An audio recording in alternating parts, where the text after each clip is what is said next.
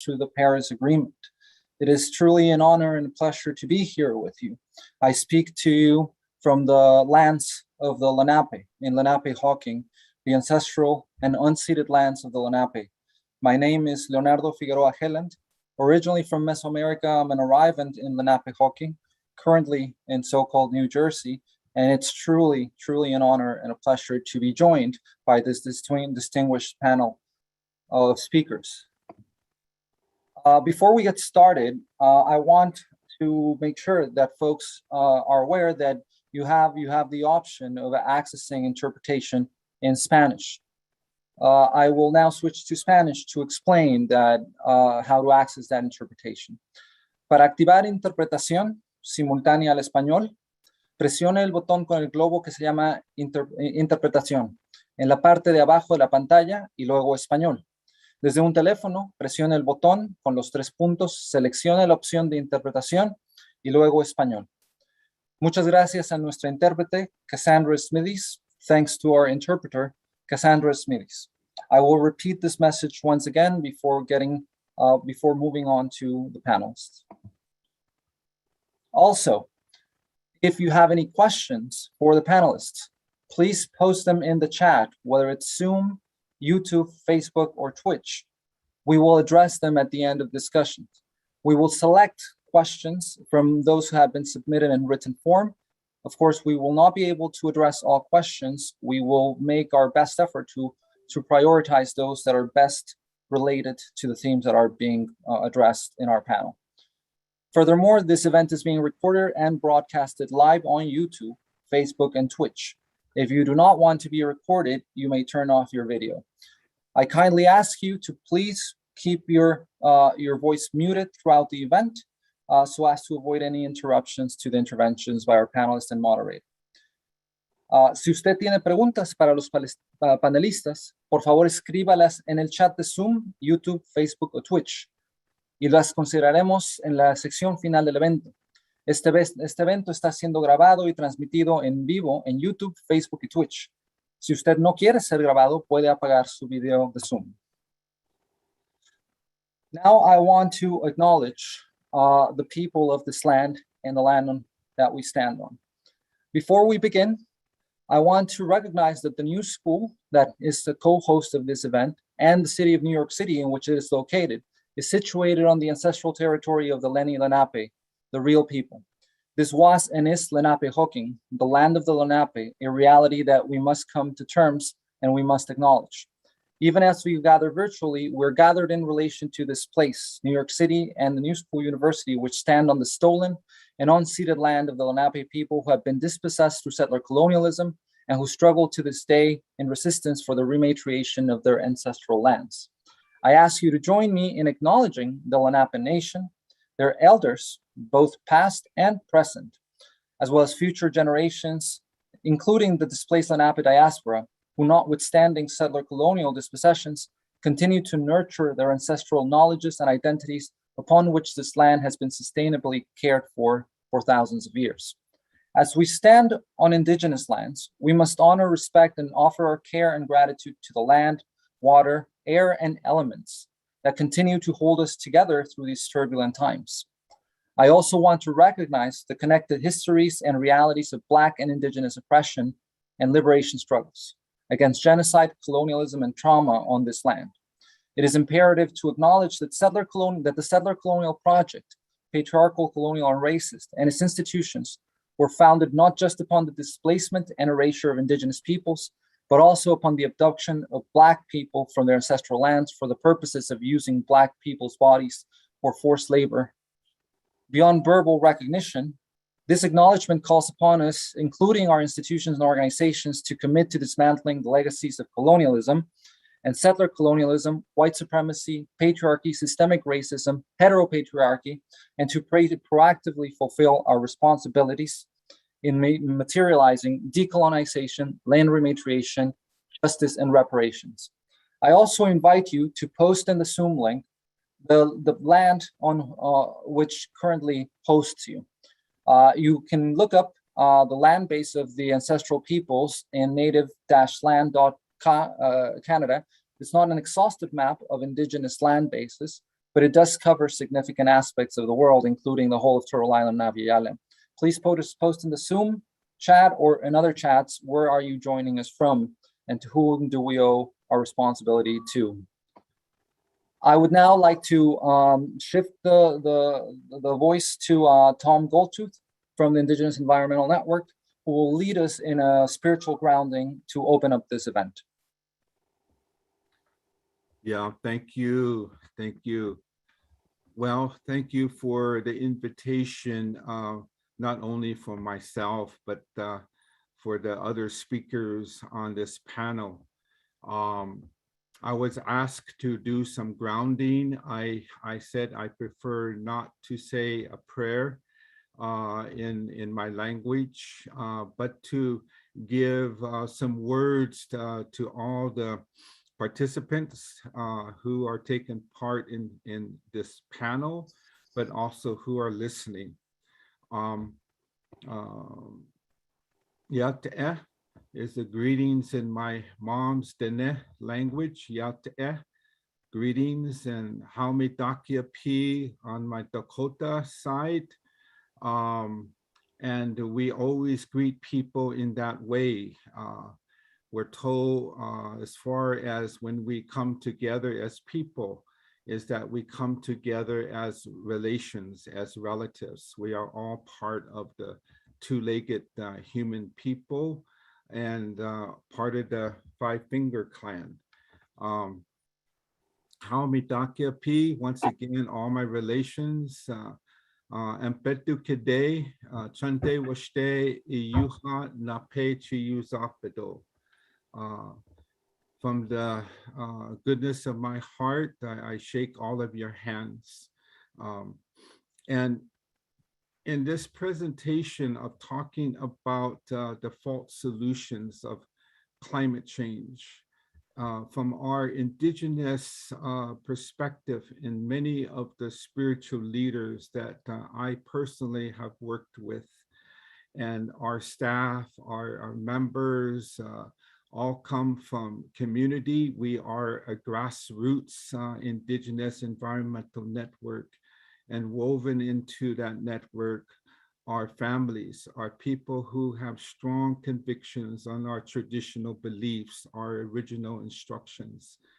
And we've been told years ago that we have to start sharing these teachings. And where it became very evident is in this discussion of Mother Earth, Father Sky, and climate change.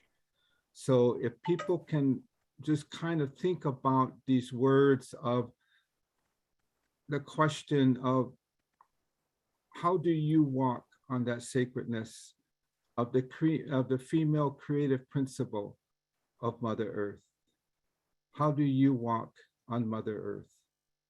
When you breathe the air of life, when you drink the water of life, when you touch our brothers and sisters of the trees of the forest nation, when you walk through the grasslands, when you go into the mountain regions or where there are glaciers and you taste the melting waters, or you go out into the ecosystem and you meet our four-legged brothers and sisters, or the bird nation, the insects, the ones that are in the ground, the fish. What is that relationship that you have with nature? What is that relationship that you've been instructed to believe in since you were born into this world? Many of our people and our families in our tribal and our indigenous communities are taught about that relationship when we are brought into this world, in that release of the water of life from our mothers, to that first breath that we take in that relationship, a sacred relationship with Grandmother Earth, with Mother Earth, with our Father Sky. And this is what guides us. This is what guides us as many of our indigenous peoples. So that's why in this presentation, we ask that there be a grounding of understanding of how we walk on Mother Earth. Thank you. Itakie Owasi. Tlasokamati, Tom, many thanks for that beautiful grounding. I will now proceed to introduce the event. Hoodwinked in the Hothouse, examining false corporate schemes being advanced through the Paris Agreement. And we must add in the NYC Climate Week events that are happening at the moment. From net zero emissions and carbon capture to nature-based solutions and geoengineering, a number of neoliberal and, should we say, the continuously colonial policy agendas and unproven corporate techno fixes continue to subsidize the expansion of fossil fuel industries while further impacting communities on the front lines of climate chaos. In response to the NYC Climate Week, and as we head into the UN Climate Conference, COP26, where the implementation of the Paris Agreement will be negotiated, climate justice advocacy groups and social movements are faced with overcoming a complex array of these false schemes in order to force institutions towards a decolonizing, post-capitalist, anti-patriarchal, just transition framework that could seriously tackle the roots of the crisis. A framework that is rooted on indigenous and regenerative principles of environmental justice. This event would not be possible without the amazing coordination that led to the production of the Hoodwinked in the Hothouse report. A large or a coalition of organizations that are deeply involved with grassroots climate justice movements throughout the world, whose work is indispensable in centering the key issue areas in today's climate struggles. Biofuel Watch, Energy Justice Network, ETC Group, Global Alliance for Incinerator Alternatives, Indigenous Climate Action, Indigenous Environmental Network, Just Transition Alliance, La Via Campesina, Movement Generation, Mount Diablo Rising Tide, Mutual Aid Disaster Relief, North American Megadam Resistance Alliance, Nuclear Information and Resource Service, Rising Tide North America, and Shaping Change Collaborative. Now, I'd like to move us to welcome our panelists to this event. Ariel Duranger from Indigenous Climate Action, Jackie Batterson from Chisholm Legacy Project, Muñeca de Oro from Micronesia Climate Justice Alliance, of course, Tom Galtooth from Indigenous Environmental Network, and our host, Ananda Lee Tan from Just Transition Alliance. Following this introduction, I will cede the mic to Ananda, who will provide some context for this panel and guiding questions that will be followed by contributions from our panelists. We will then finish with a segment of questions and answers, which will be based on a selection of questions submitted by the audience in written form across the different platforms. We have other organizations to thank. We cannot mention all of them here. This event has been possible thanks to the support of the team of the New School at the Environmental Policy and Sustainability Management Program, the Indigenous Resurgence, Decolonization, and Sustainability Initiative of the Tishman Environment and Design Center, Amazon Watch, in addition to the organizations who were centerpiece to this initiative, such as the Indigenous Environmental Network, the Just Transition Alliance, Global Justice Ecology Project, and Biofuel Watch. With that, I'd like to pass the floor to Ananda. Thanks, Ananda. Thanks, Leo, and thanks, Tom, and thanks everyone who's been able to join this webinar. It's truly an honor for me to be the moderator on a panel of not only such amazing, inspiring organizers and movement leaders, but also people I consider family, people who are my people, who we've been working together for many years now, mentors, peers, young leadership that is coming up, and I'll introduce them a bit more in detail, but I'll start off with some of the context that I agreed to provide in the lead into this conversation and this moment, and I'll ask our panelists to reflect on this later. Is really why should we be concerned? What's really happening? How are we being hoodwinked in the hothouse? Just to note that this is a third edition of Hoodwinked.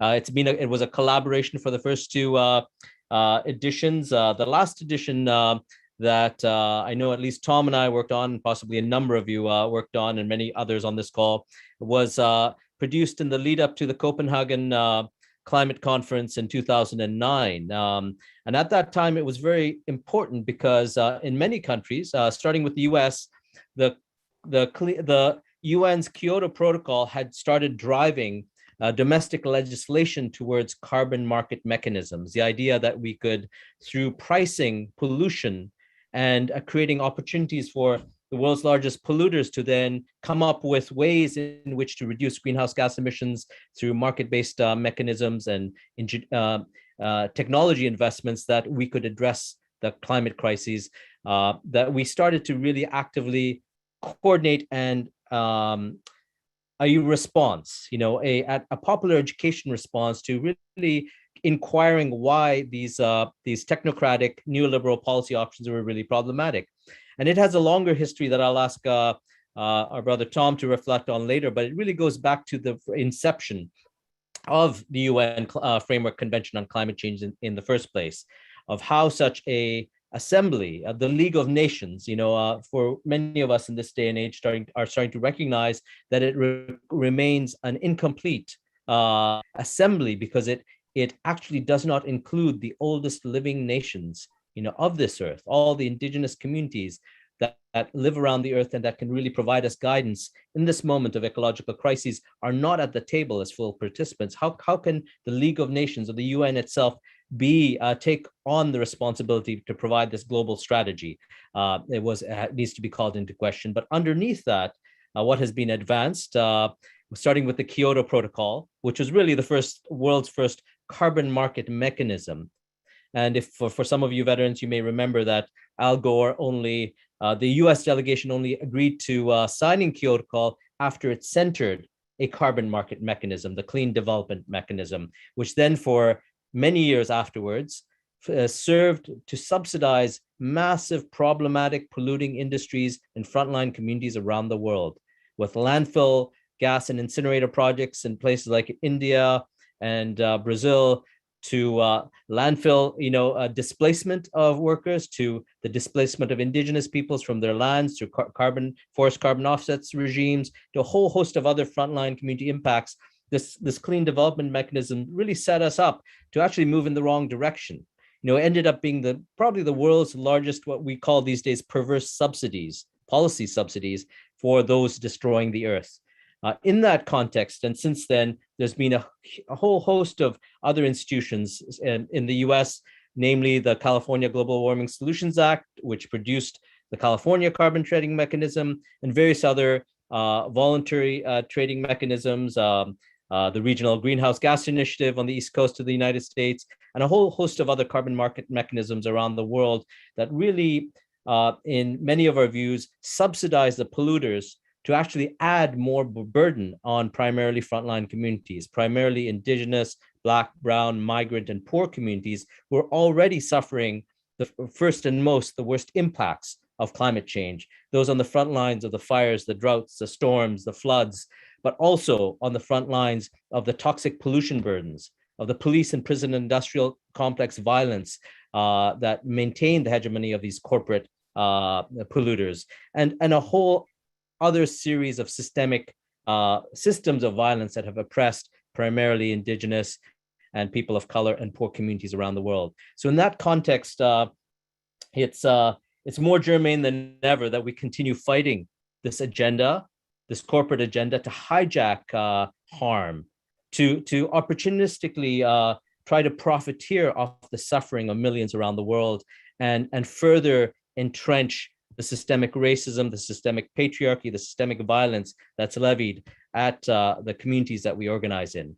And so in that context, what today we're hoping to do is really give you a sort of a more detailed examination of how that agenda has prevailed, has continued from the Paris Agreement to the current day negotiations, and how through the implementation of the Paris Agreement and at the upcoming, or the negotiations about the implementation of the agreement that are going to take place in Scotland, in Glasgow at COP26, how some of those threads have actually, threatened to take us in the direction we cannot afford to go.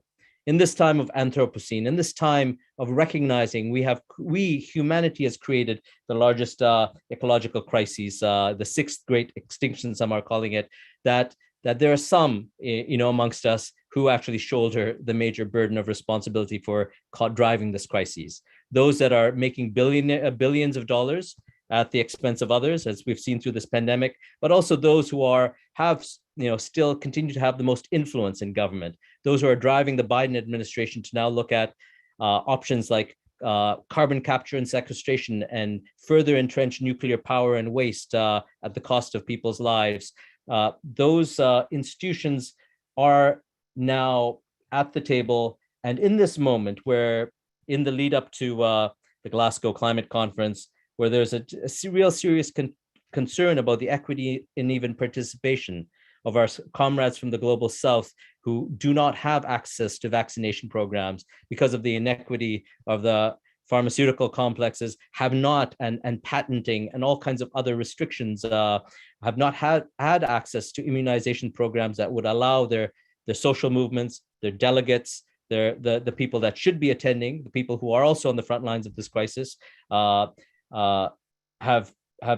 relegated them to a back seat. Even if they were to participate by Zoom, realizing the fact that those who are destroying the planet and those who are profiting most from it are going to have the front and center position in deciding what the global compact is going to do in the coming years.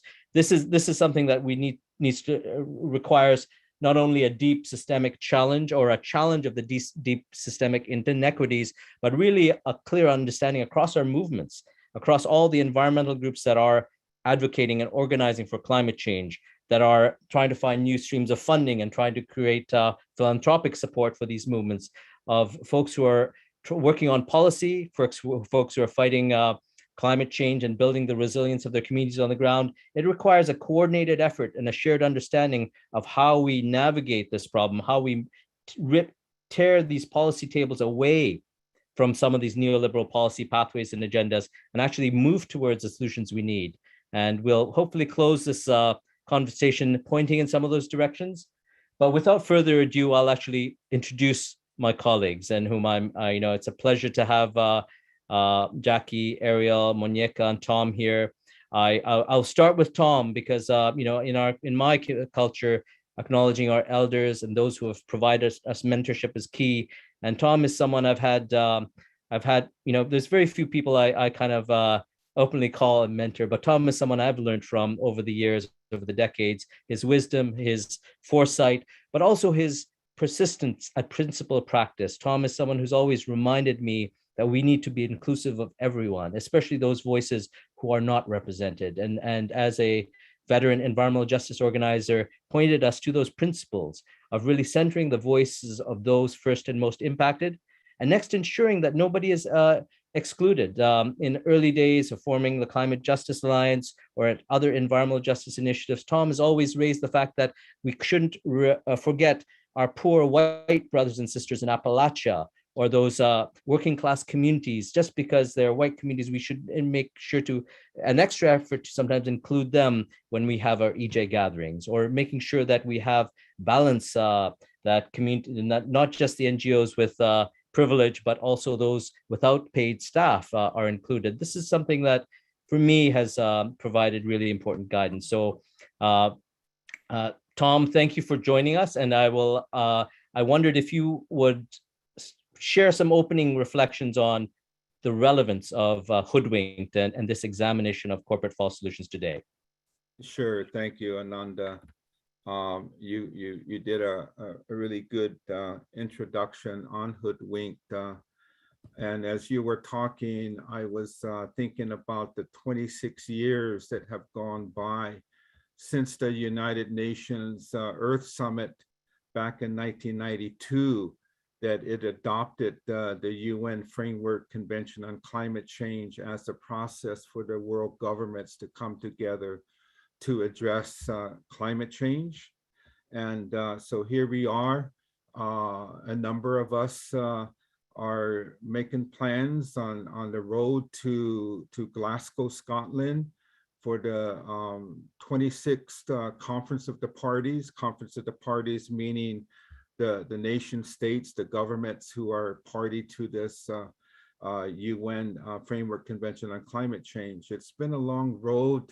I got involved in 1998, coming out of a native-based summit in Albuquerque, New Mexico, and got mandates from there, from traditional people, spiritual leaders, women's societies, youth, and some of our tribal governments programs that were concerned about climate change. And we sent a document, we prepared a document that is our mandate and has been something that we built upon as we started to participate in these climate meetings. And I remember when Orrin Lyons is one of our elders and faith keepers from the Haudenosaunee Confederacy out east of me, he said within their confederacy, they prophesied that the time will come when the trees start dying from the top down.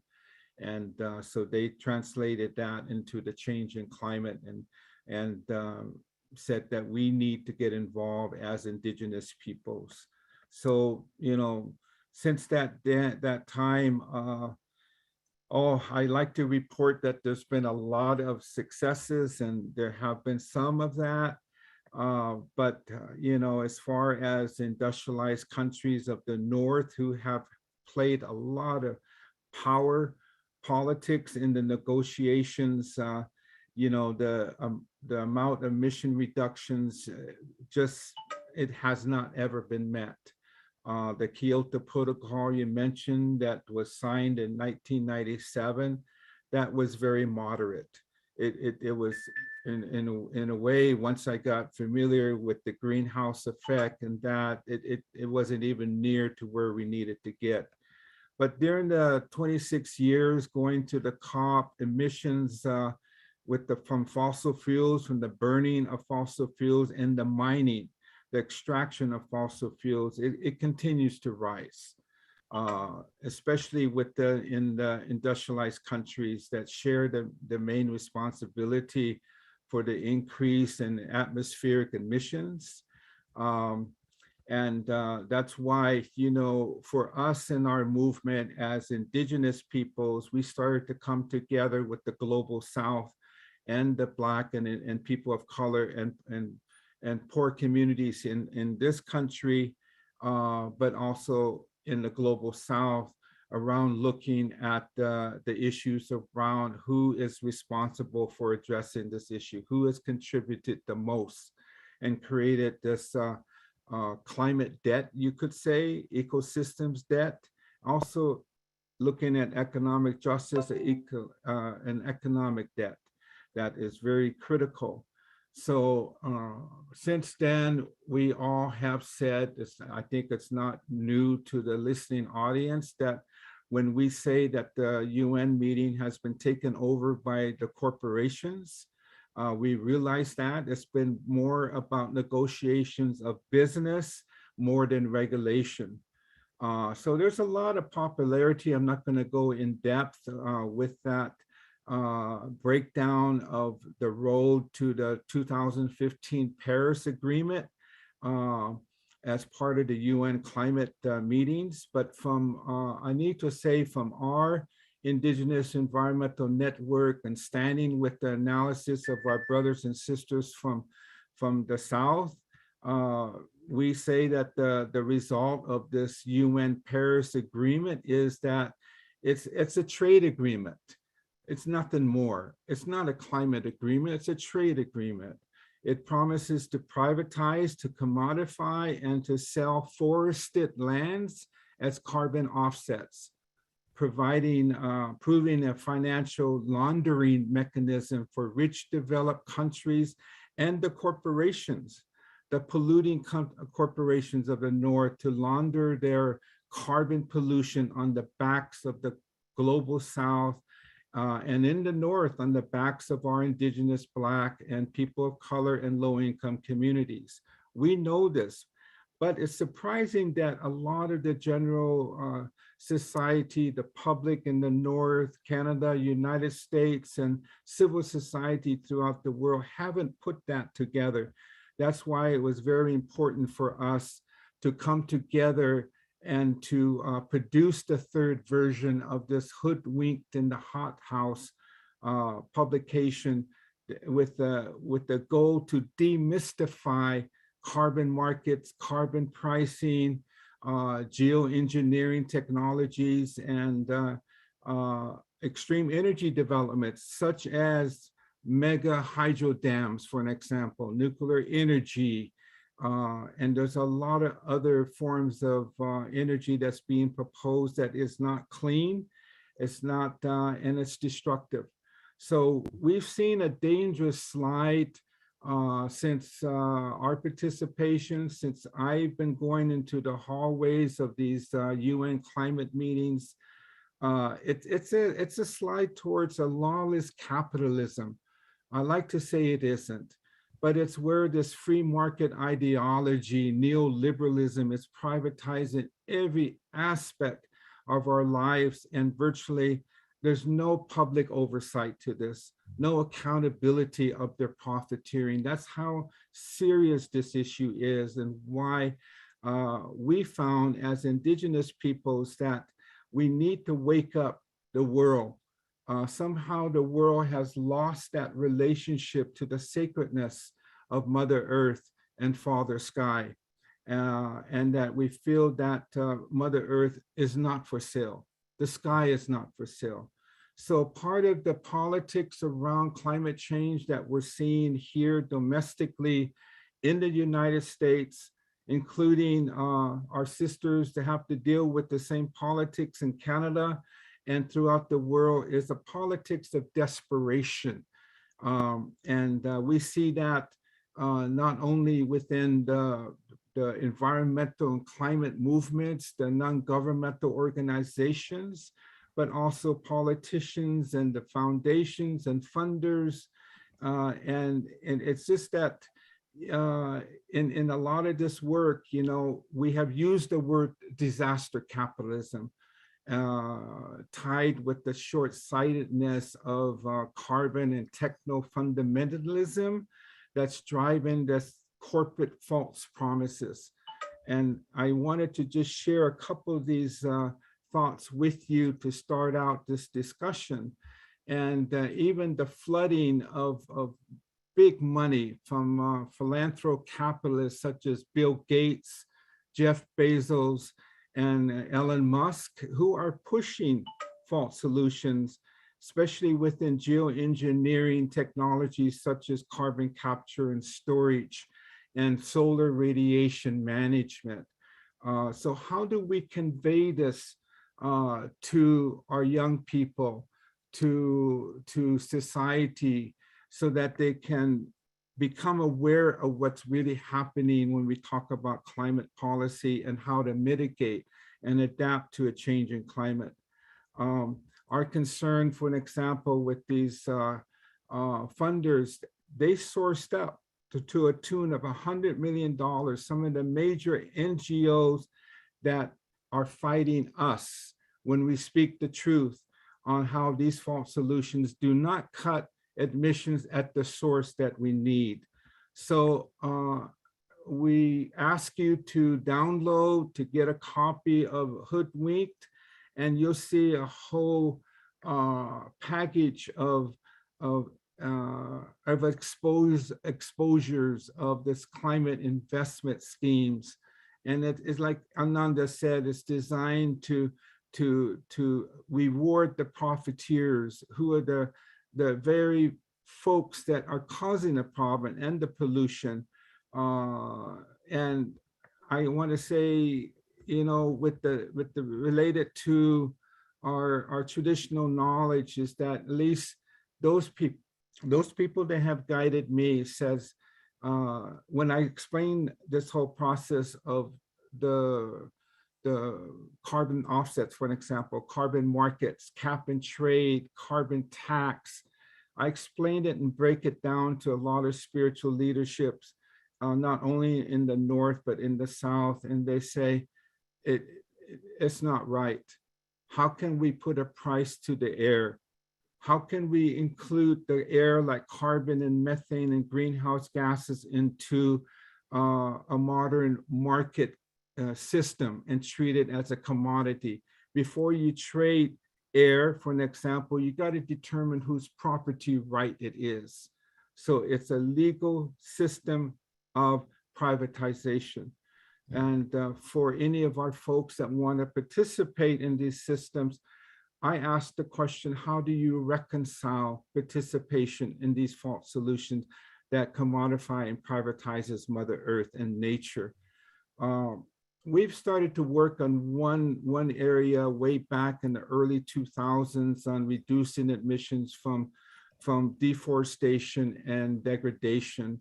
It was a carbon offset initiative that still is continuing, called RED. It's where in polluting industry, like, for an example, Chevron or Shell, who pollute in California, they can offset their pollution locally by going carbon neutral, buying carbon credits to protect the trees in the Amazon. Sure, we want to do everything we can to protect the trees of our brothers and sisters, but in these false solutions, using trees as carbon sponges, as scams that really allow the polluters to continue to pollute in the north, creating toxic hotspots. That's wrong. That's wrong. So now we're seeing a rebranding of the organizing that we did amongst many different organizations throughout the world to expose like RED as being a scam. They rebranded it. Now it's called nature-based solutions, nature-based solutions. And my other final comment on these is that we have to really be educated on everything that's happening as people from the US, people from different countries, civil society that still is having a hard time getting into the COP. That's a big concern as well. We're very cautious on Green New Deal governmental initiatives as being part of green economy scams.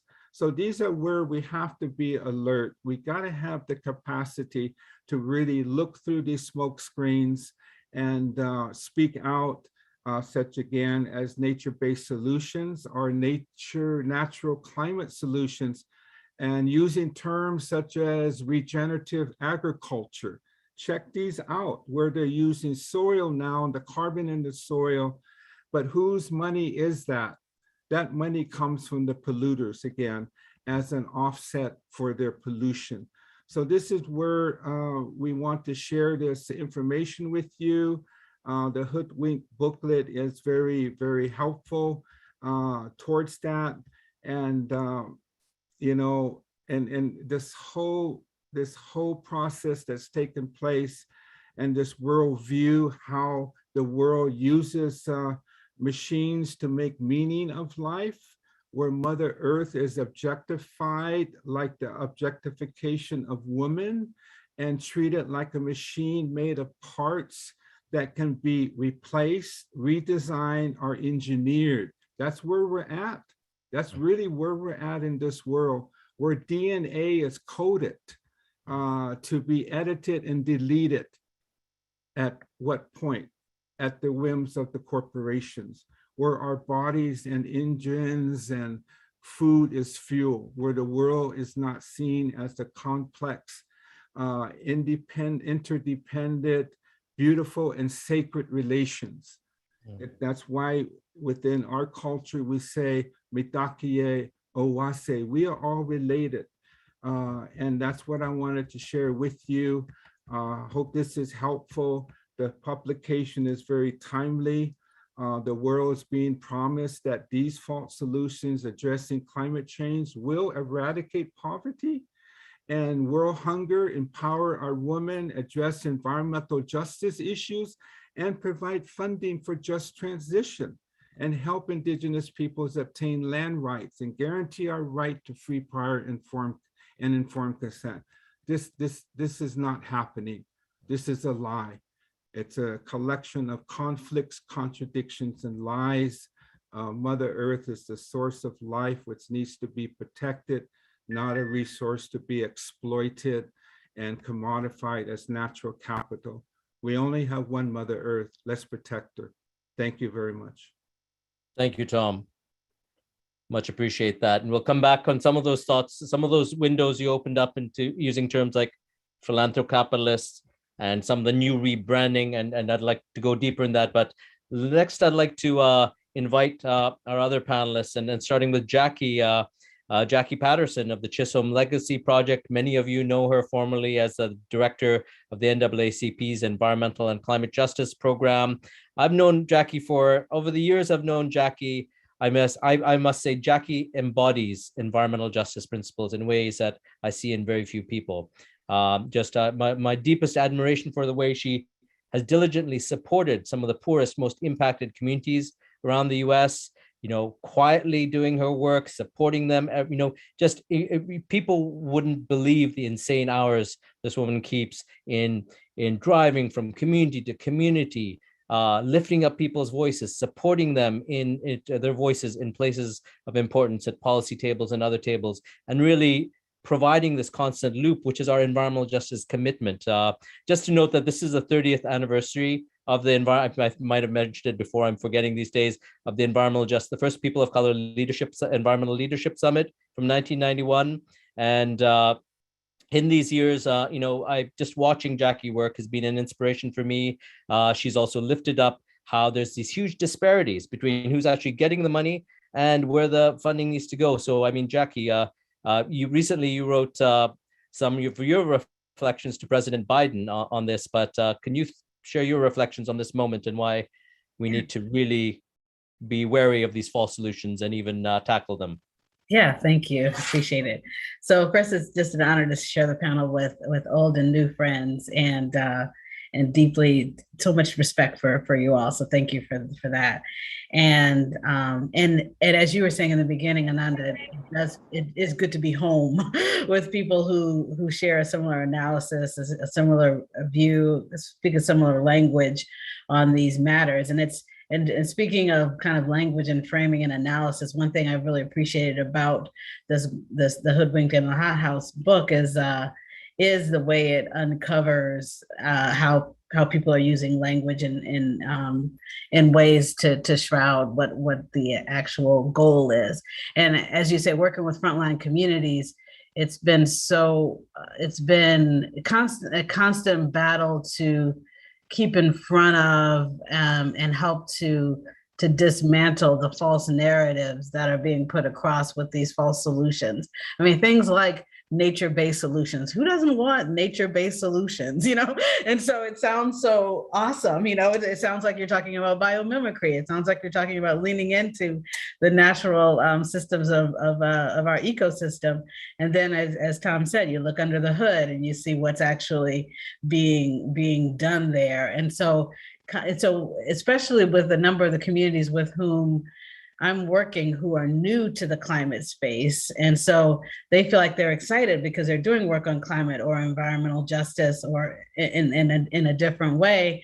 And then people come in and they're using this kind of language and they think, oh, well, this is what I'm doing too. I'm doing this environmental thing, and they're talking about nature-based solutions. And so then you have to kind of run behind like the Grim Reaper and say, actually, that's not, and there's this constant need to vigilantly help to unpack these false narratives and this false notion of even what equity is in the context of solutions. And so I really appreciate the efforts of all of these authors who have come together with the Hoodwinked booklet to help to demystify the actual I want to say conspiracy, but the actual other motives that are behind some of these technologies and so forth. So I just really wanted to lift that up. And as I'll talk more, of course, about the false solutions that we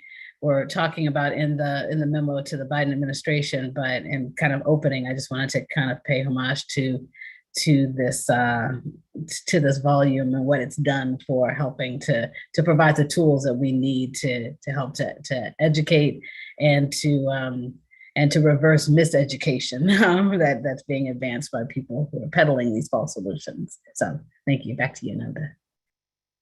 Thanks, Jackie. Appreciate having you here. And again, what an amazing panel. Next, I'll introduce my friend Ariel Derange, the director of Indigenous Climate Action. I had the privilege and honor of working with Ariel and her co-conspirators. I'm moving away from terms like founders, but amazing group of young leadership that are uniting a very diverse and very complex field of Indigenous activists, grassroots movements, communities, elected leaders, elders across so-called Canada, the unceded territories of so many Indigenous nations up here north of the Medicine Line.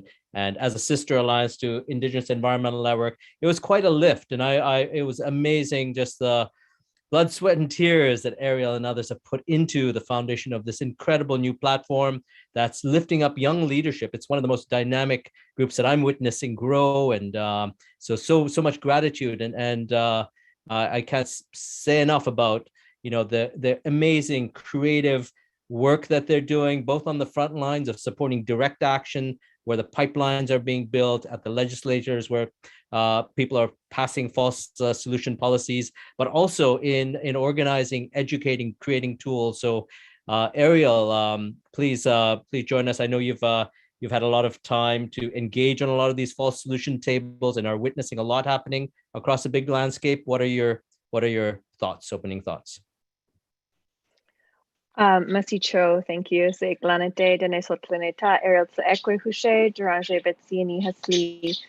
So thank you so much for having me as a part of this panel discussion today, because as you know, false solutions are, as Tom so eloquently put, I can hear another microphone. I'm not sure who it is, but as Tom so eloquently put, they have really inundated the spaces in which state or colonial leaders are really trying to drive climate solutions.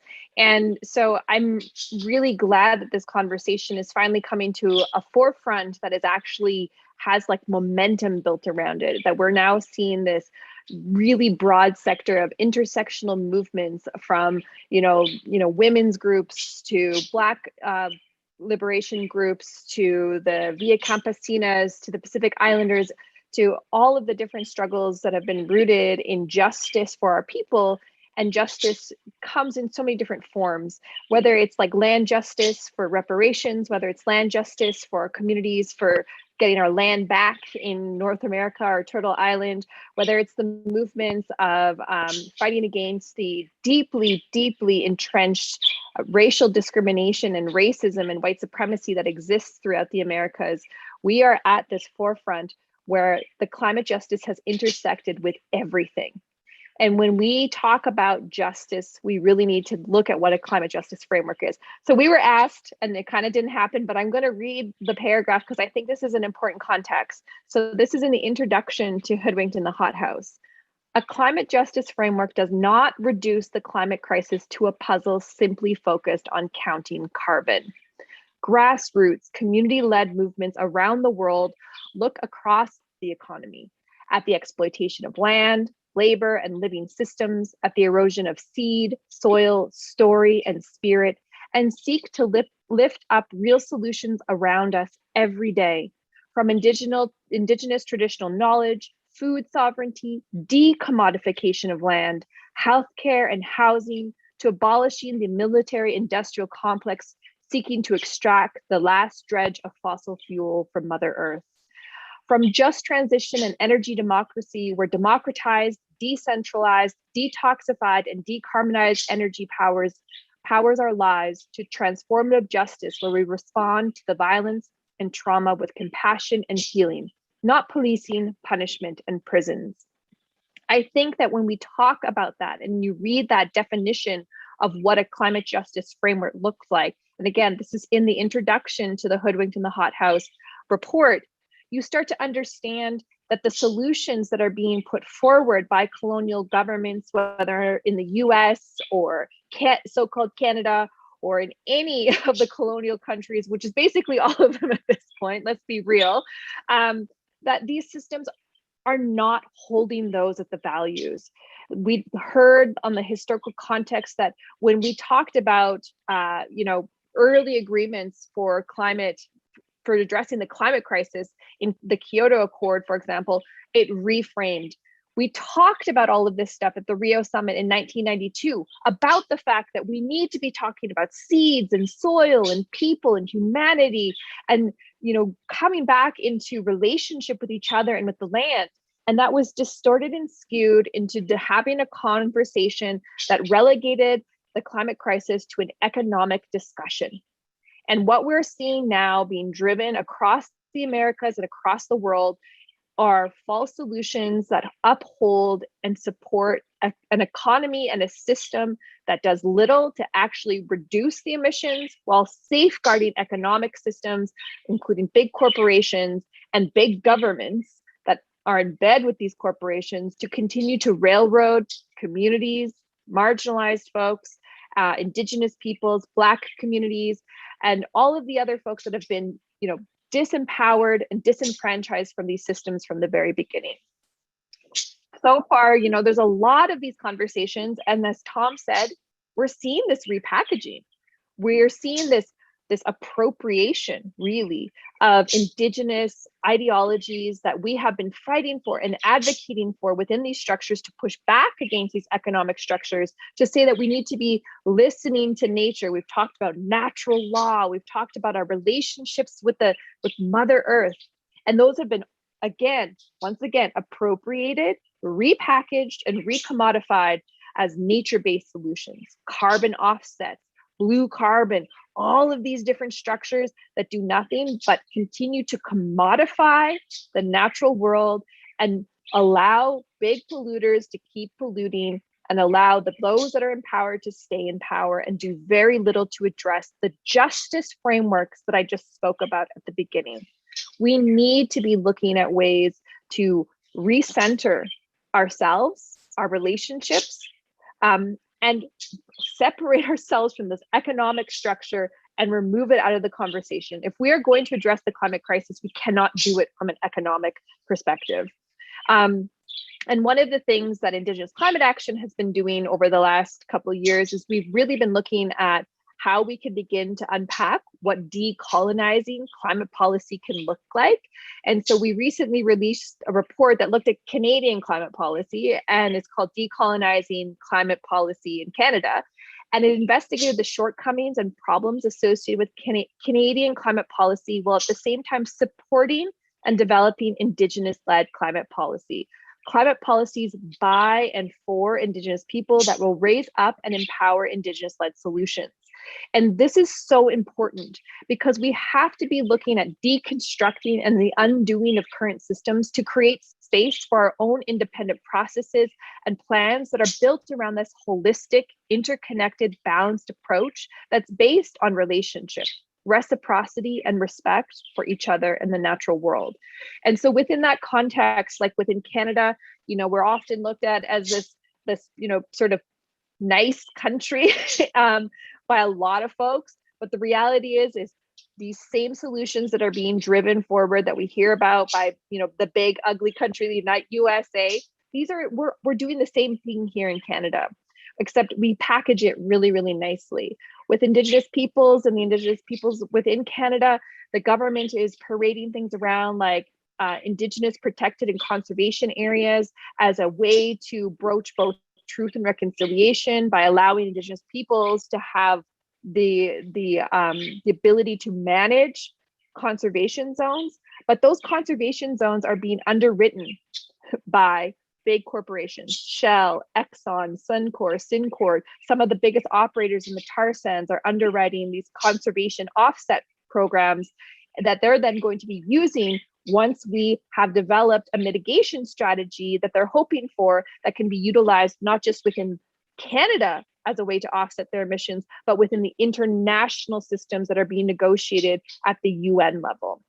And so we have to be very careful about when colonial governments give us or hand us a so-called olive branch as marginalized communities, as disenfranchised communities where the systems were never created for us or by us or with us, that when they hand these opportunities for us, what is the hidden agenda?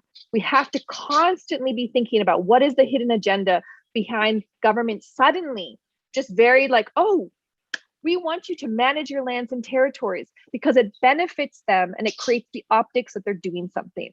But at the end of the day, the colonial governments still determine which areas become conservation offsets. They would never give the conservation offsets to the Wet'suwet'en clans that have been fighting for the protection of their homelands, even though it is a rich biodiverse region that deserves just as much conservation and protection as other areas that have been listed in this country. But because it has already been titled to a corporation for exploitation, it does not get it.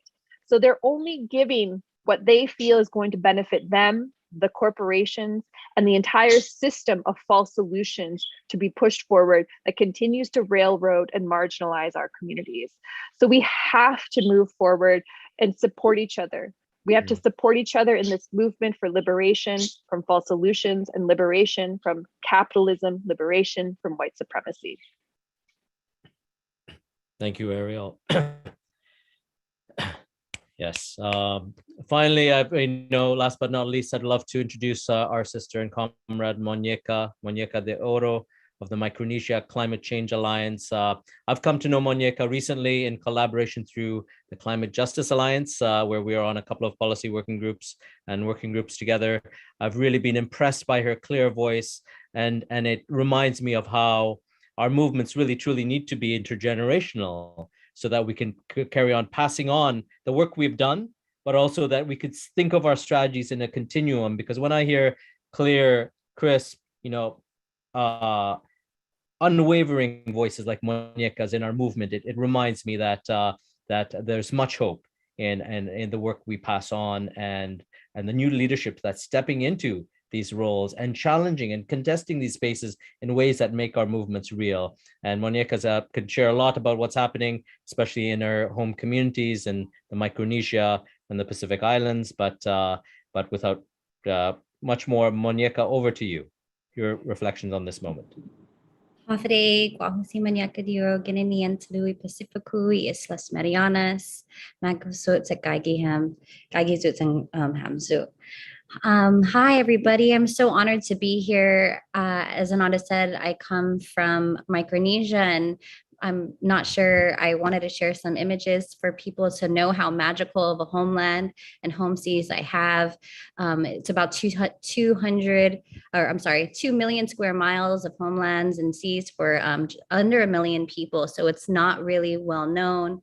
I live in the islands of the Marianas, which is made up of Guam and the Commonwealth of the Northern Marianas.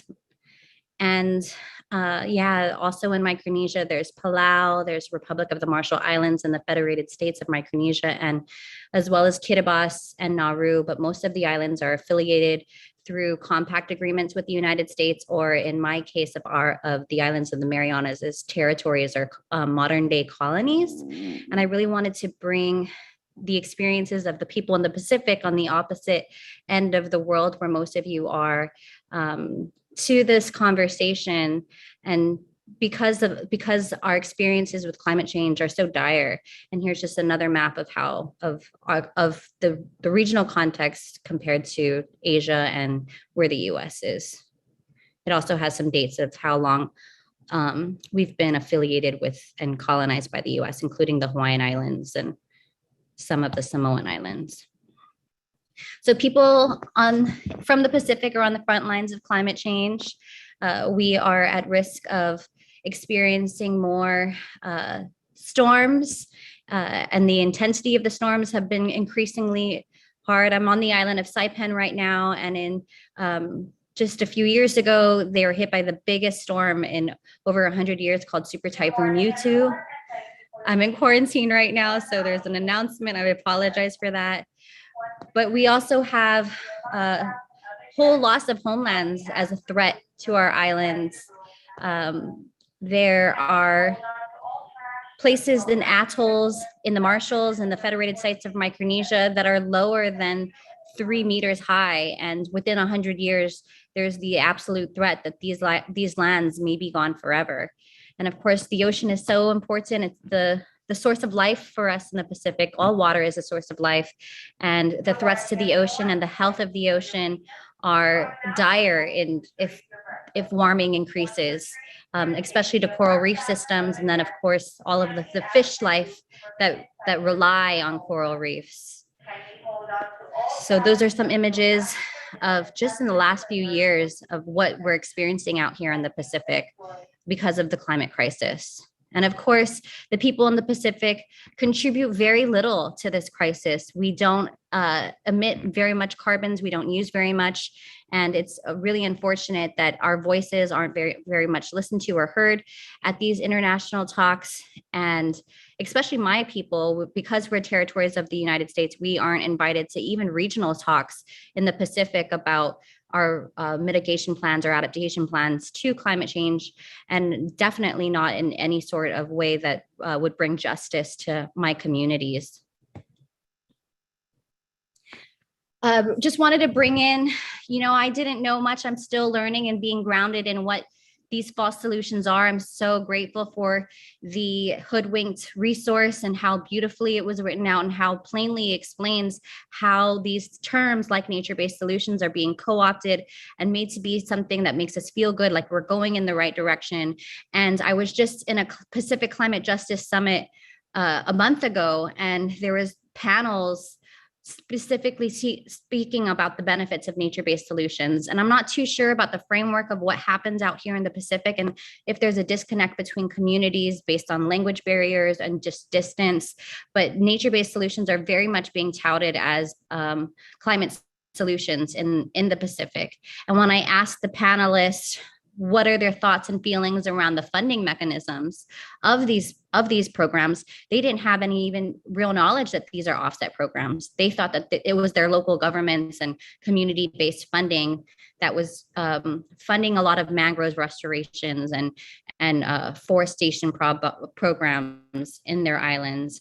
Most places that do have nature-based solution programs or RED Plus programs are in places where the indigenous communities are very much oppressed. These are places like Papua New Guinea and the Solomon Islands and Vanuatu and Fiji, where there is definitely a language barrier between them and the United Nations partners or other partners where these programs are being implemented.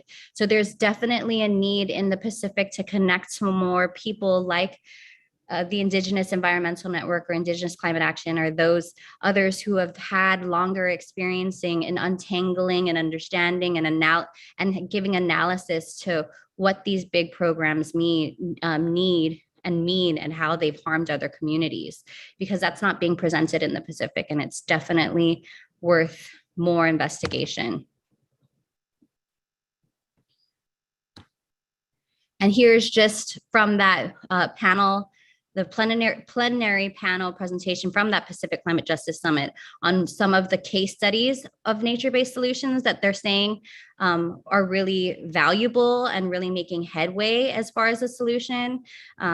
They're really championing this nature-based solutions out here in the Pacific and saying that everything is pretty much a-okay and there's so much success into these different management programs. So it could be that they're doing it different out here in the Pacific, that they really are being integrated and inclusive, but I really just would love more people with deeper analysis to have more eyes on what's happening here in the Pacific. Because like I said, I'm pretty new to this, and it doesn't seem like there's enough connections happening between the climate justice movements throughout the world and those happening in the Pacific. One of the biggest things that face my community, especially throughout Micronesia, is just our relationship and our historical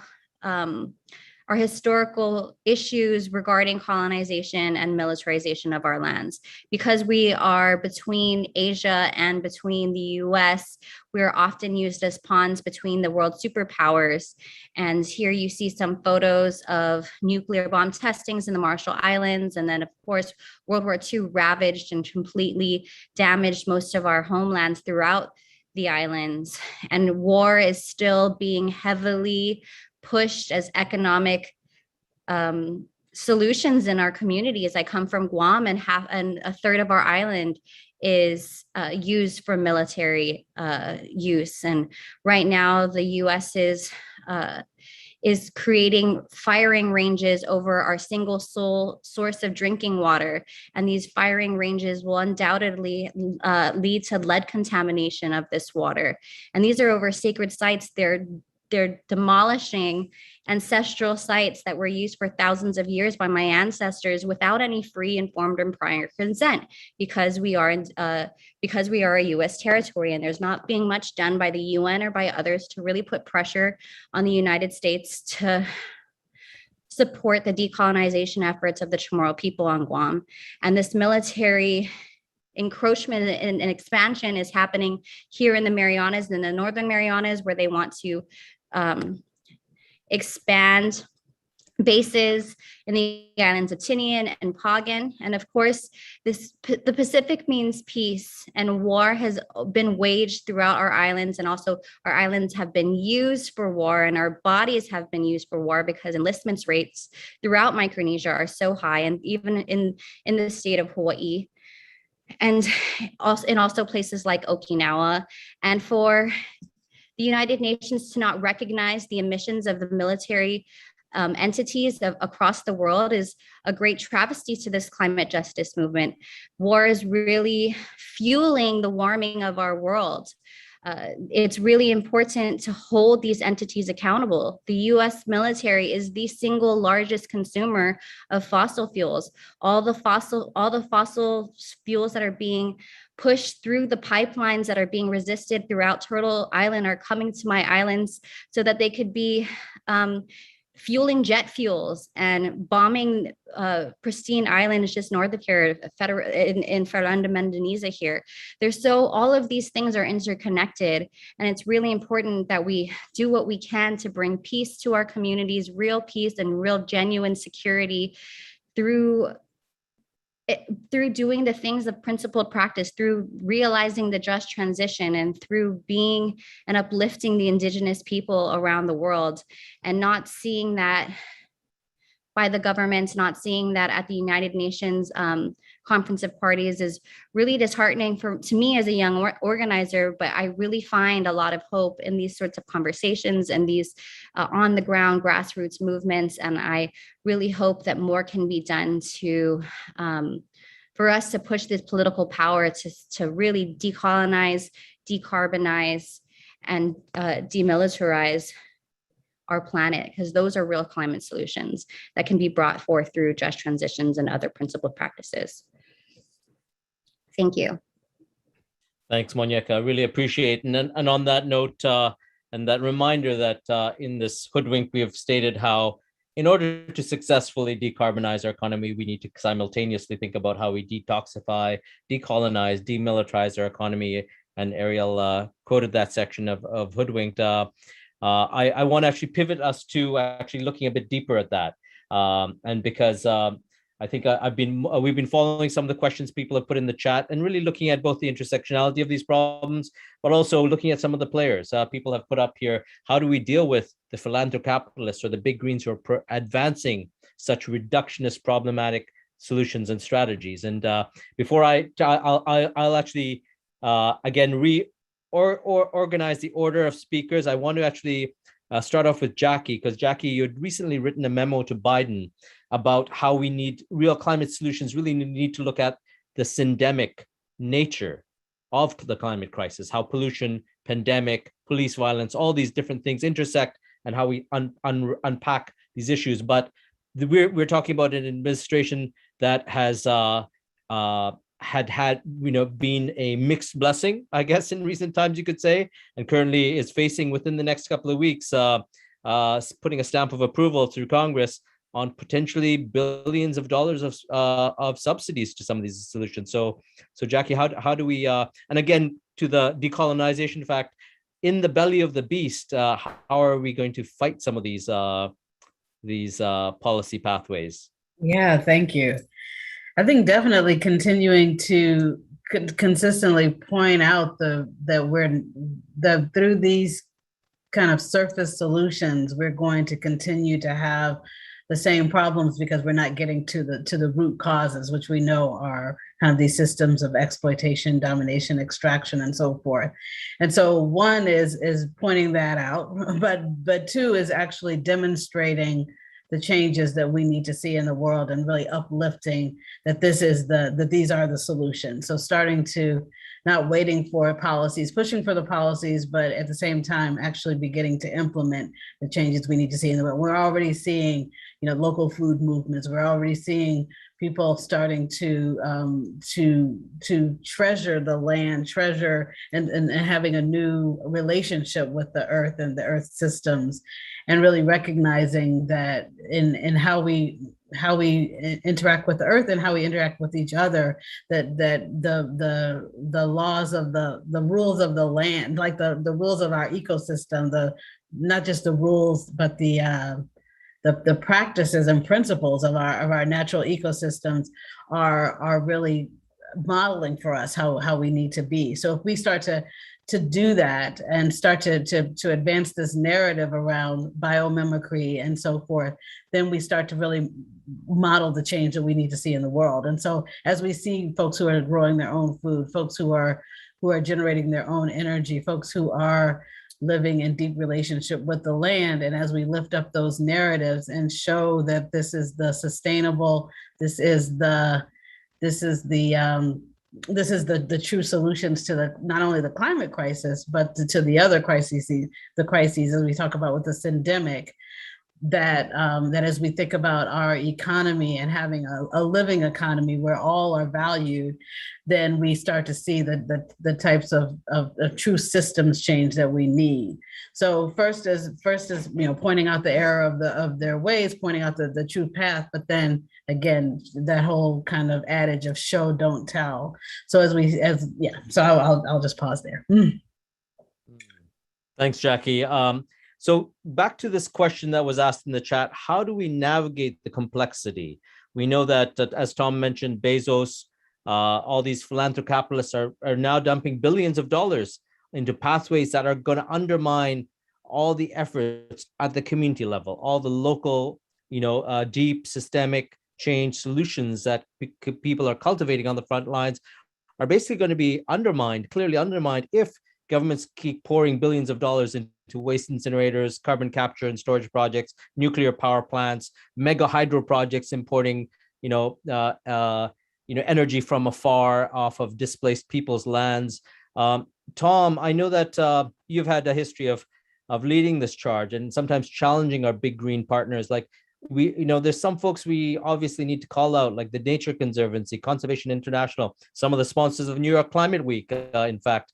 But how do we deal with even those, the moderates who are quick to rush to where the funding dollars tell them to go? And you may be on mute.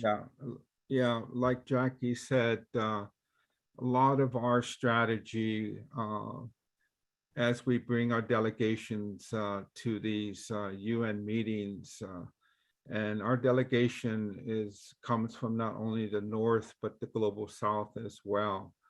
And one thing that has really made our campaign strong is grassroots mobilization, developing popular education materials. When I first came upon these issues, I started to go at the UN in the early years, with my eyes open and heart really looking at answers and solutions. And when I started to see some complications here, I had to really study, what we are calling false solutions, especially market systems. That wasn't my specialty when I was going to school, but I had to really look at carbon markets and that whole scenario of what it is. And if they say that it's a mechanism to address climate change, and how does it utilize the forests of our brothers and sisters from the Amazon, who were also asking some deep questions around is this a way that they can seek titling of their land? And there were a lot of promises made by large NGOs and funding from the World Bank and countries like Norway, who has state-funded petroleum, fossil fuel industry, funding these false solutions, telling our indigenous brothers and sisters from the Amazon and tropical forests that they can make big money, that they're going to pay them for their traditional knowledge, that they've been caretakers of the forest since time immemorial. Now's the time they can get money. And how that works is that they give them a measuring tape to measure trees, because they need to inventory the forest for its carbon content. It becomes a whole world quantification of life in itself. So they ask so many good questions. What is this all about? And so we had some help, and especially one of our translators, well versed on this, and we're able to generate Spanish-speaking materials. And so I believed in this case that people need information. They need a way to demystify something that has been created to keep the public out of, these hallways and in these meetings. In America, basically, it's been the large environmental organizations in that relationship that's pretty close, and some of them are a revolving door to private sector corporations, are in policies and politics. So it's been difficult, but I think we've kept to our goal to educate people from the grassroots, and it's not easy to do that.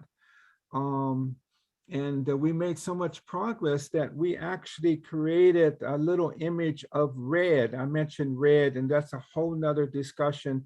REDD, reducing emissions from deforestation and degradation, which was the leading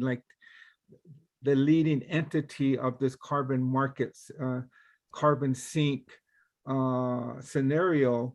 And we created REDD in a circle with a line through it and little stickers. And that went all over the world. That went to the UN climate meetings, to a point to even in Cancun, following the fallout and the disaster of what happened in 2009 in Copenhagen at the climate meeting, when a lot of the funders from the foundation who funded billions of dollars in climate change issue felt that there was a failure. They did not get what they wanted in Cancun, not Cancun, in Copenhagen. The industrialized countries did not get what they wanted.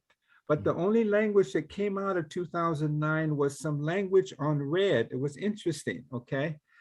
But next year in Cancun, we had the stickers distributed, and even some people put the sticker on the back of their UN badge. And it was such an issue that there are countries complaining and corporations that you had to take that sticker off the back of your badge.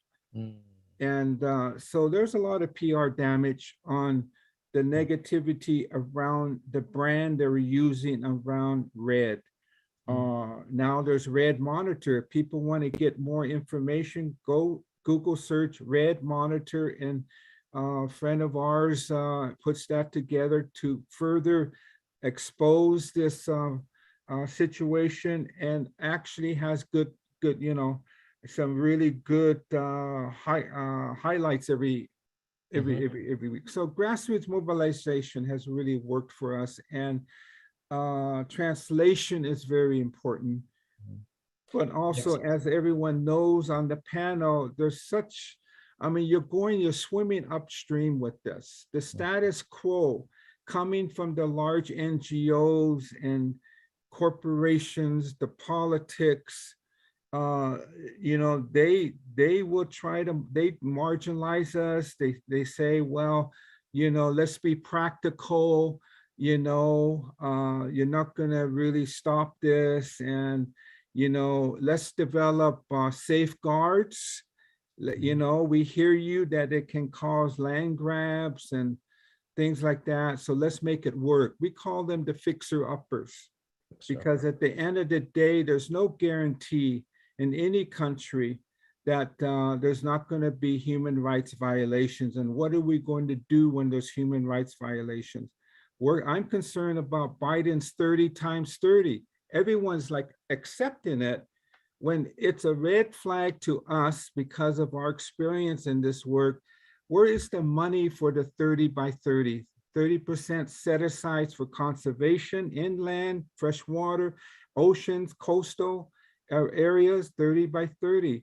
It's going to be a major conservation carbon offset system. So who at the end of the day owns the carbon in the conservation site? It's the polluting industry.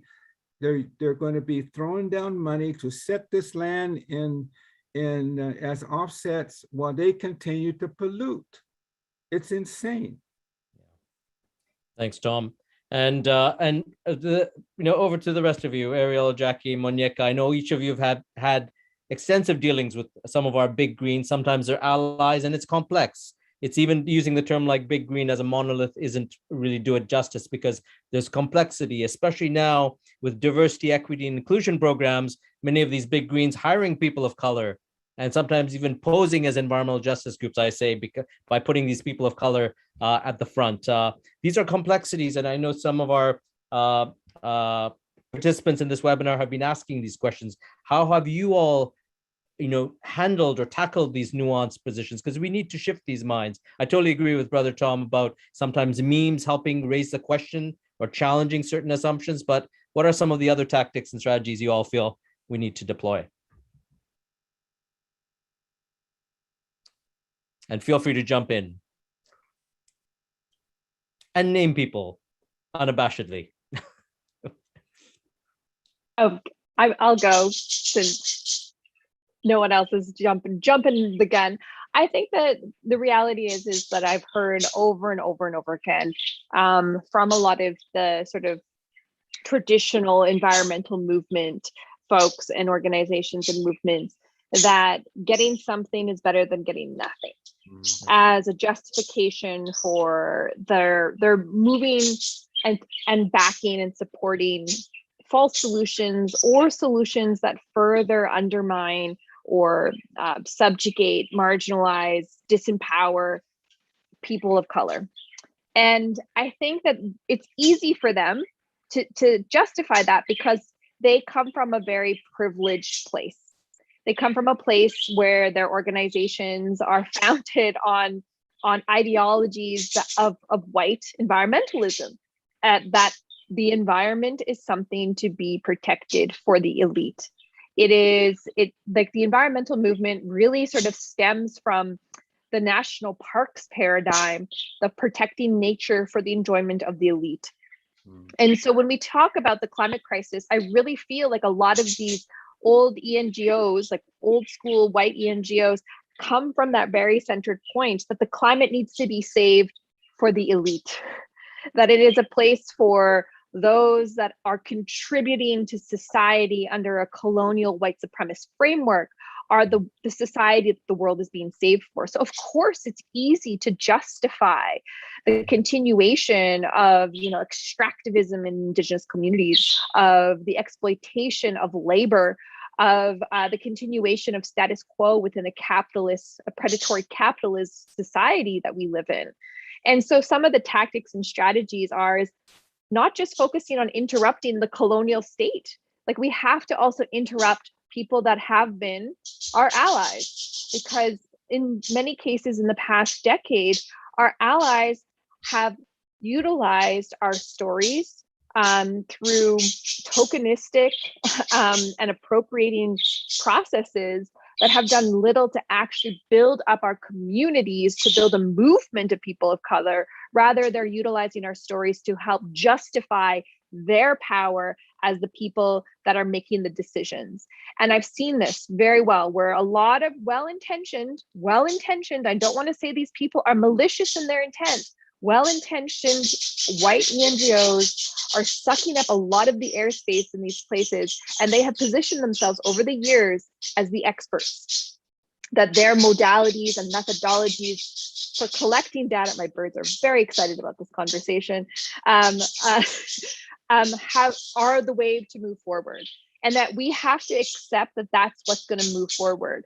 When in reality, we also have, we're on double duty as people of color. We're constantly not just pushing back colonial systems, we also have to push back against our allies to see how these very structures are also marginalizing and continuing to oppress us. And that means stepping in. When they say, oh, we're looking for a new Indigenous researcher to join our team, say, why? Why are you joining that? We're hiring all these people of color to help us build our programs. Is that really your job? Is that really your place? Because you know what would be better? Don't take that resource and that grant to hire a person of color. Give that to a people of color organization, Black, Indigenous, people of color organization, to let them do it for themselves. That is actually upholding self-determination, sovereignty, free, prior, and informed consent, not sucking up all the air and asking us to join their movement. So when we talk about this, we absolutely have to be calling out, and this is an uncomfortable conversation to call out our allies, but we aren't going to win the movement without them either. We have to have them on our side, and if that means we need to have hard, uncomfortable conversations with our allies, and you need to be willing to get uncomfortable. You need to be willing to feel a little bit agitated, and you have to ask yourself why. Because if we continue to allow these organizations to push false solutions, it continues to undermine our strengths as Indigenous, Black, people of color movements to push forward our agendas for self-determined, community-oriented, grassroots-led solutions that support justice frameworks for us to be free from the clutches of colonial, capitalist systems that have oppressed our people for generations. Thanks, Ariel. And I love that you brought up the fact that we're going to have to engage with. We can't avoid sidestep unless, Tom reminds us of, I think, of Oren Lyon's statement, if from the past, of if you're not at the table, you're going to end up on the menu. In that regard, Monieka, you've had some dealings with folks advancing blue carbon offsets and other things. Do you have any thoughts on what it is? Because we were talking earlier about how one of our environmental justice principles, core principles, is we speak with our own voice, let people speak for themselves. And how do we actually challenge spaces where they are attempting to speak on behalf of frontline communities? Yes, thank you. And in regards to, the ocean is the second lung of the world, the Amazon and all our other rainforests being the other. And it's really important that even just for me in my own region, really looking at where money is going, and most of it is going to conservation and ocean conservation, and there is very little talk in those discussions because it is really pushed by scientists and by the institution, by the educational institutions, as some of the wins for our movements. There's one like the Micronesian Challenge where they're getting millions and millions of dollars every year from the Nature Conservancy, from other different big green organizations that really just want to focus on the environmental aspect of protecting coral reefs and growing mangroves, and really just doing that work without ever doing any deep analysis on the political structures that keep us oppressed, and the political structures that also put pressure to deforest our lands and to harm our environment in deeper ways. One conversation that has been a recurring conversation in the climate justice spaces is what to do about the Bezos Fund. He donated $10 billion to different environmental fronts, and most of them were big greens who don't share our principled practices when it comes to the climate crisis. And it's such an interesting space to be a part of climate justice, and where we really want to question how was it that Bezos was able to increase his wealth during a pandemic? How was it that we have these systems that these rich elite people are feeling good about themselves for creating the problem and then just throwing money to make it seem like they're doing something about it? And it's really important that we continue to ask those questions, put pressure on these allies or not, to invest in grassroots frontline organizing and to really build power and take power away from those structures that have harmed our communities and continuously destroy our environment. And it's so simple, but it's so difficult given all the different political divisions in our communities today across the states, across the world. It's really that marketing scheme that Tom and both Ariel and Jackie has spoken to is really important to unravel and understand. And again, that's why I think Hoodwinked is such a perfect resource for anyone coming into this climate justice movement to really grasp the gravity of ways in which we need to be moving forward and ways in which we need to be resisting these false solutions. And yeah, out here in the Pacific, the blue carbon credits and ocean policies are really being pushed in the States and also here. And it's really, there's not enough being done to counter that. And I'm grateful for this space for really pushing me and encouraging me to look further into those things happening here in my own backyard. Thanks, Monica. One of the thoughts listening to our panel that I've had, I mean, and I'm aware of a number of questions that have gotten into specific things like, what do you think of drawdown theory?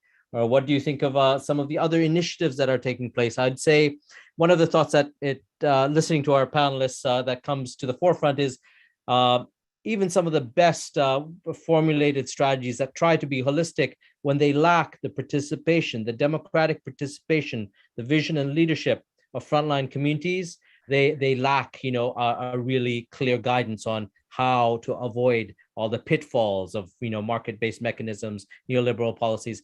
And oftentimes, like drawdown, or, when I first looked at the drawdown framework, it was very clearly, I mean, though it tried to be holistic, its fundamental problem was that it put on the same footing problematic solutions like nuclear power and mega hydro alongside real, sort of agrarian, small community-led solutions. And we can't have that. They can't be on the same footing. When we talk about climate justice, we really talk about flipping the script, because unless we take a radical departure from the status quo, recognize that we can't afford to build back better. We can't afford to going back to the status quo and recreating what was. We need to depart from these systems of exploitation and destruction and start forging new ones. Well, in that conversation, I mean, it's one of the things that's clear is that we need to center the voices of frontline communities, but that itself is a difficult proposition. I don't know, alongside pushing hard on these political allies, do our panelists, Jackie, do you have any thoughts on where, because you're someone who I find is very compelling and very soft and gentle, but very, clear ways. And what are have been some of your experiences of working in some of these worlds and trying to shift funding towards the front lines? And what gets us to change the perspectives and worldviews of some of our big green allies, if you will? Yeah, thank you.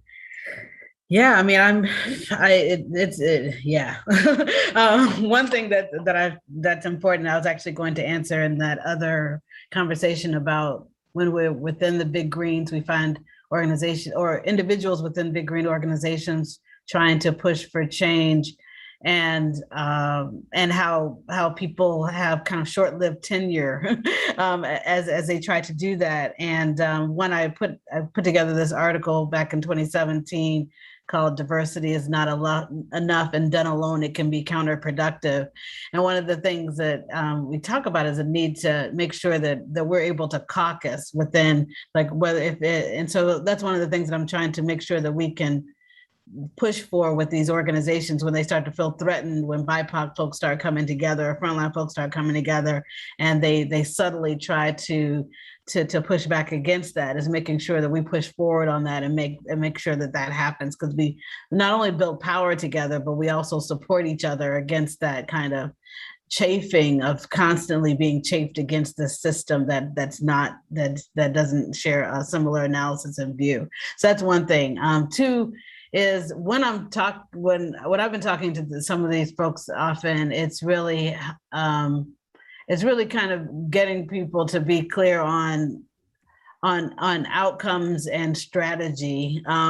Like, because a lot of times people will say that this is what they want, and then having to really break it down and say, okay, yeah, you know, we want maybe similar things, but the path to get there, here's where we differ. And that's what some of the conversations I've been having, even with all of these, with some of these major money movers. It's been really around that, and having to really point out that it's really only through grassroots action and grassroots leadership that what you're claiming you want is actually going to happen. So either you don't actually want what you're saying you want, or so that's really the challenge that I'm finding, that I'm constantly having to put forward, is to say, like, if you really actually are saying that you want to have the society that actually, you know, is turning back the tide of climate change, then this is the only way that it's going to get there. What you're saying is actually not going to work. And here's what is going to work. And here are the examples of where it actually already has worked. And so that's what I find myself kind of constantly doing. This is why often when you see the different things that I write, it always ends with like a whole long list of the people that are already doing what we need to have done. Whether it's just because and it goes back to what I said in the very beginning, that it's all about kind of showing that we already have the solutions, that the solutions are already in motion, and what we need is for other people to really just get behind and get on board. And so that's the kind of what I'm constantly hammering home, which has mixed success, but that's the method, as you say, just kind of continue to put it in front of people. So thank you. Thanks, Jackie. I realize that we are actually past the 90-minute mark. We still have a number of people on here, and there's still a lot of comments and thoughts pouring in. I know we didn't have time to go into a lot of the minutiae of details, because there's a lot to unpack on the road to Glasgow in terms of Article 6, how the carbon market mechanism is being set up and posited. This has been a rich conversation, because I think it highlights that really central to how we need to start looking at this crisis is the impacts being felt on the front lines, because that's where the expertise is, that's where the knowledge is, and we need to do a bit of a mental shift to be actually able to accommodate this new outlook. But that said, I want to allow sort of a last round of reflections, because I think as we move forward, we talked a bit about what are the real solutions. I think, Jackie, you kind of got us on I think our last few speakers have gotten us on that path of, we need to engage in this messy conversation. Sure, part of moving away towards a real solutions framework is moving away from dominant culture with its avoidance of conflict, with its avoidance of messy, with its avoidance of complexity, and its tendency towards reductionism, to really get to a more holistic place. But I would invite our panelists for one last round of expression on how do we do that? I mean, in real terms, because part of it does involve decolonizing our own, sometimes our own communities, our own peoples, and breaking away from these systems that still have us pandering to a dominant culture model of failure. So let's see, whoever would like to go. I'd invite folks to kind of, these are, Tom, please. Yeah, Ananda, thank you. Just a couple minutes here. Part of our agenda on bringing a delegation to Glasgow, to the COP26, and again, not just within our network, but with Black and people of color, low-income people, as part of a climate justice movement here in the States, but also the global South. And the big elephant in the room is fossil fuels. We really need to unite and build solidarity across the board with all the listeners and all your relatives, and address this issue from domestic policy here in the US, Canada, and globally, especially EU, European Union, is addressing the issue of moving away from a fossil fuel economy, stopping the fossil fuel subsidies. We're invested in the world. People, the World Bank is invested in fossil fuels. It's a big contradiction. I want to say real quick on Article 6 that you mentioned, for folks that don't know what that is. out of the Paris Agreement in 2015, there's a lot of follow-up to implement the different articles of their agreement. There's sessions on the rulemaking. And one of those is a highly contested component of the Paris Agreement that introduces the concepts of internationally transferred mitigation outcomes. Internationally transferred mitigation outcomes. And what that will allow, if it's approved, Article 6, it allows the transferring of a country's national determined contributions to another country's national determined contributions. So the national determined contributions are the pledges that the countries of the world are making in cutting their emission reductions, eh? So some countries are forcing a green light to use carbon trading and offsetting, what we've been talking about, and even some of the geoengineering technologies as a way of pretending to fulfill their national climate emissions reduction pledges. So we're mobilizing there like we did in Madrid in 2019 in protests of not only the NGOs and indigenous peoples organizations, but Youth and Women Caucus, but some of the countries themselves. That's when a lot of our protesters were led outside of the UN and locked out. Some of you may remember that. So we need to mobilize, we need to be there. That's why, you know, we're concerned that our brothers and sisters from the global south that come from red-lined countries where the COVID, they don't have vaccine, they're not going to be able to get there. And the decision makers don't really want us there in the first place. So I just wanted to add that to it, and traditional knowledge of our indigenous peoples. You know, we're doing everything we can as a form of resistance, is decolonizing ourselves, coming back to rebuilding our communities, indigenous-based economies, our own determination of our food systems, our housing, our language revitalization. So that's a major resistance campaign that we are part of and encouraging throughout the world as well. People of color, low income, they're all looking at food sovereignty, growing our own food. These large entities we're dealing with, politics, they want to control the world, they want to control the people. And this is a form of resistance that we are also are part of. Thank you.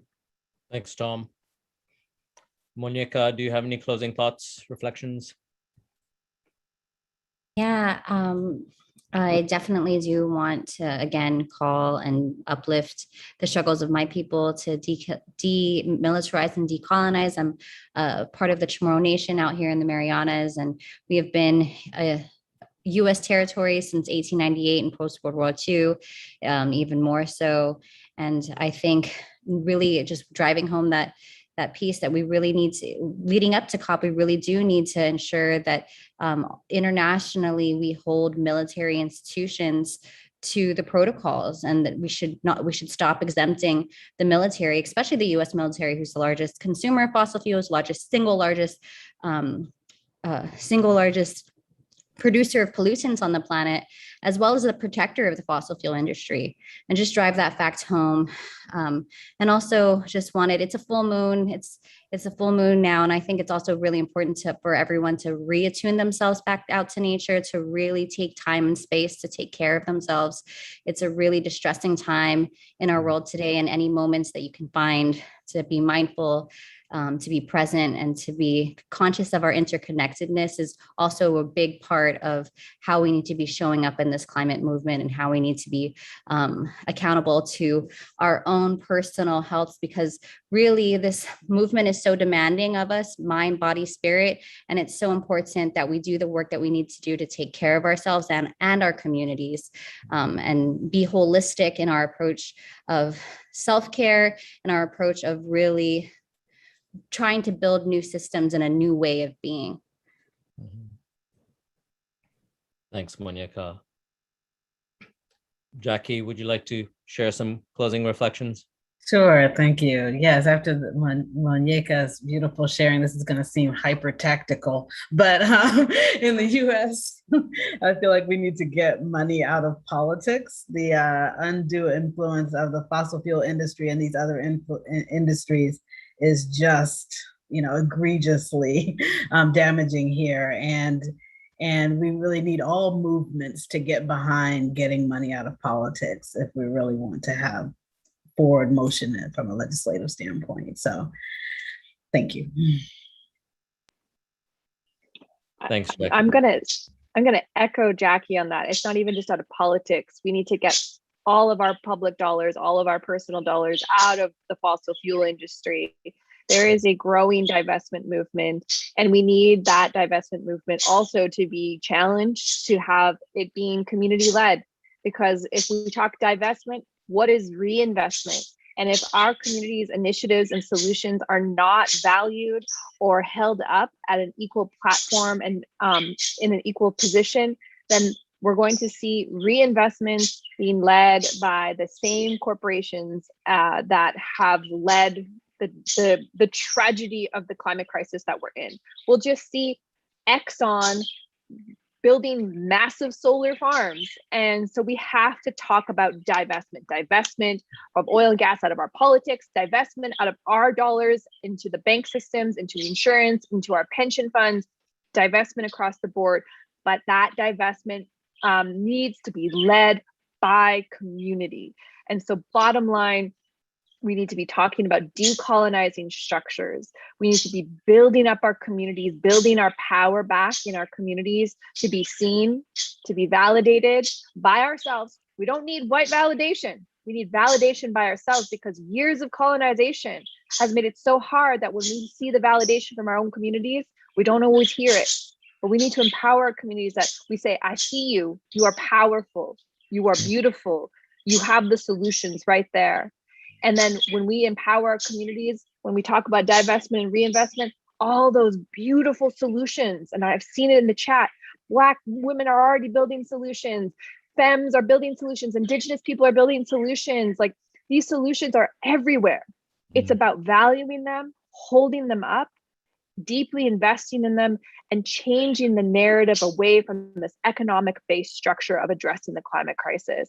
That will require us to decolonize our minds, decolonize our processes, and move forward together, unified in the struggle to address the climate crisis, not from a carbon accounting way, but from a holistic approach that brings us all, that asks us all to do what Monyeka said: put our feet in the soil, be connected, be together as one. And that's going to take a lot of undoing, but I really believe we can do it. And we can't take those shortcuts. We can't just say something is better than nothing. We have to demand better, and we have to do it now. Thank you. Thank you. What a powerful presentation and discussion. I really, I'd like to my humble respects and gratitude to each and every one of you, to all the participants. Listening to Ariel, I actually just came off a training up with the tiny house warriors who are stopping the Trans Mountain Pipeline on Secwepemc territories, and they just scared away one of the biggest insurers, Chubb International, away from Trudeau's pipeline. So talk about, people power, direct action power, scaring away the money. That's where it's at. I'd like to invite our sister Monyeka to close us off. Just one thing I wanted to say is that this is the first in a series of workshops. Our gratitude to the new school for hosting this space. We are planning on the next one around Indigenous Peoples Day, October 11th. We haven't finalized the time yet, but please put that in your calendar. It's going to be in support of a lot of those Indigenous front lines, fighting false solutions, taking a deeper look at how some of those false solutions are showing up on the land, whether it's mega hydro projects or enhanced oil recovery projects. But and that'll be just a series of webinars in the coming months. So thanks to New School for holding that, and over to Monyeka to close us out with some in the right way. Thank you so much, everyone. That was really, really so enlightening. And powerful. If you can, just put your hands over your heart. So we can all, like Ariel said, try to be one. Take a nice deep breath. And I'm going to lead us out with the chant called Untitled, which is just a reminder and a prayer that we are all one and we are all connected. Untitled Zanitanu Itasi Atau Zanilangit. We are one with the earth, with the sky, with the sun, with the sea. We are one. Untitled. Susmasi, everybody. Thank you all. Thank you. Have a wonderful day. Thank you. Masicho, thank you.